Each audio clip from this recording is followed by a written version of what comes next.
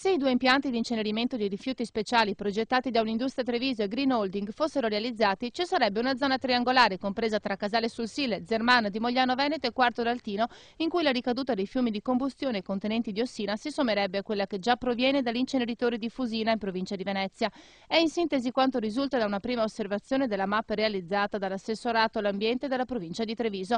I vertici leghisti dell'ente si sono del resto più volte già dichiarati in senso contrario alla costruzione di due impianti previsti a Silea e Mogliano Veneto, e sulla stessa linea si sono posti consiglieri ed assessori regionali del partito. Quello che ne esce è una fotografia per nulla rassicurante, con impianti sovradimensionati rispetto alla produzione di rifiuti speciali a Belluno, Treviso e Venezia. È un impatto ambientale che coinvolgerebbe mezza provincia e non solo i 6 comuni presi invece in considerazione dalla commissione regionale preposta per valutare l'impatto delle due strutture su popolazione e territorio.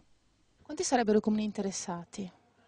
Se noi lo portiamo a un raggio massimo di 20 km compresi su entrambi gli inceneritori, sono circa 35-40 rispetto ai 6. Se dovessero essere costruiti entrambi, tra i due inceneritori ci sono soltanto 10 km di distanza. Quindi credo che io ho usato questa iperbole, se vogliamo, in tutto il sistema solare due edifici di questo tipo, di questo impatto non sono così vicini, cioè 10 km l'uno dall'altro, quando sappiamo che le emissioni comunque arrivano a almeno un raggio di 20 uno dall'altro, voi capite che due vicini si intersecano, quindi le rispettive emissioni e gioco forza si sovrappongono. Ma il dossier non è piaciuto troppo agli industriali. Un'industria e provincia di Treviso sono infatti ai ferri corti. Lo studio prodotto dall'assessore Fanton ha causato un vero e proprio incidente diplomatico, con qualche parola di troppo scivolata sotto i riflettori. Ma c'è di più. Il presidente degli industriali trevigiani, Alessandro Vardanega, avrebbe addirittura chiesto a Fanton di farsi da parte nella disputa, lasciando il compito di giudicare le ricadute su ambiente e salute solo ai commissari del VIA. La provincia purtroppo non può legiferare in materia, però partecipa alla commissione VIA e chiaramente esprimerà il suo voto tenendo conto dei cittadini e della gente che